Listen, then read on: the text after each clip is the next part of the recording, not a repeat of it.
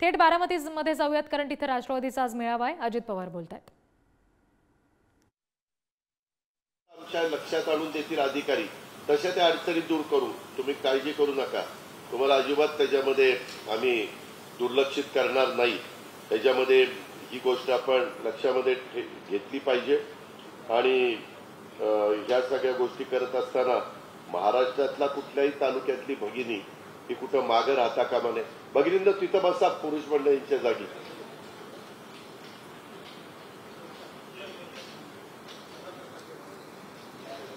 त्याच्या मागं आम्ही खूप विचारपूर्वक हे केलं की बऱ्याचदा महिलांना काहीच हातामध्ये पैसे नसतात आणि मग त्यांची खूप कुचंबणा होते.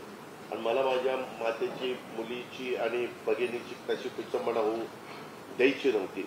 काही आमच्यावर टीका करतात, काय 1,500 दिले. अरे पण ह्याच्या आधी कोणी काहीच देत नव्हतं ना. आम्ही सुरुवात तर केली ना. ह्याचाही तुम्ही विचार त्या ठिकाणी करा.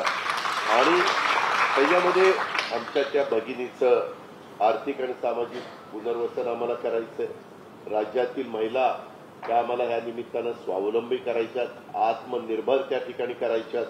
राज्यातील महिलांना आणि मुलींना त्याच्यात सशक्तीकरण करण्याला आम्हाला चालना द्यायची.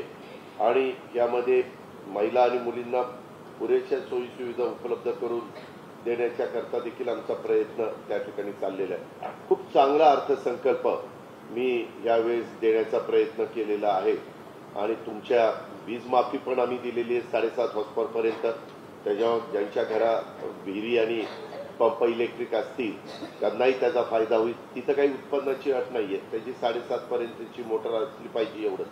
पण इथं मात्र 2.5 लाखाची अट आहे. आणि तिकडं मुलींच्या शिक्षणाला 8 लाखाची अट आहे. या गोष्टी आपण सगळ्यांनी ध्यानामध्ये घ्या. अशा प्रकारे आमच्या महिलांना एक मदतीचा हात म्हणून आपलं शासन पुढे आलेलं आहे. आणि त्या प्रकारे आमच्या सगळ्यांचं काम चाललेलं आहे. तुम्ही अजिबात काही काळजी करू नका. थोडेसे पावसाळ्याचे दिवस आहेत. ऑनलाईनमध्ये बऱ्याचशा अडचणी येत आहेत. आता मी आजच संध्याकाळी मुंबईला परत जाणार आहे माझे कार्यक्रम झाल्यानंतर.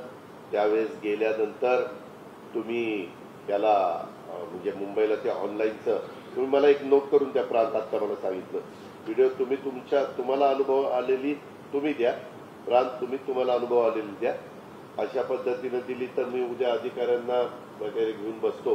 ही योजना पण महिला बालविकास मंत्री आमच्या आदिती तटकरे आज येणार आहेत ते आपल्याकडं दुपारी सभेला. माझी तुम्हाला विनंती आहे दुपारी 2 वाजता आपल्याला तिथं आपण पण यावं. काय आम्ही जरा तिथं विस्तृतपणे आम्ही सगळेजण बोलणार आहोत. आणि त्याच्यामध्ये महिलांची जबाबदारी आम्ही महिलेवरच टाकलेली आहे. आमच्याच मुलीवर टाकलेली आहे, म्हणजे आदितीवर टाकलेली आहे. आणि तिलाही सांगितलेलं आहे की तू पण खूप बारकाईनं लक्ष दे. ती पण बारकाईनं त्या बाबतीमध्ये लक्ष देतीये. पण मी पुन्हा सांगतो, अर्ज करायला अजिबात मागं राहू नका.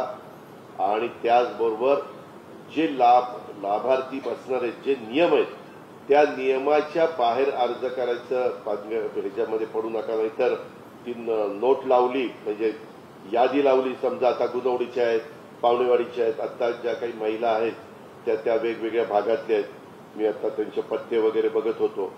तर त्यामध्ये असं होता कामा नये, अरे त्यांच्याकडे तर 2.5 लाखाच्या वर उत्पन्न असताना यांनी कसं काय अर्ज केला.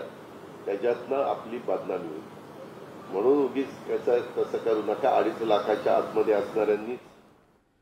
तर अजित पवार हे राष्ट्रवादीच्या मेळाव्यामध्ये बोलत होते, त्याकडे आपलं लक्ष असेलच.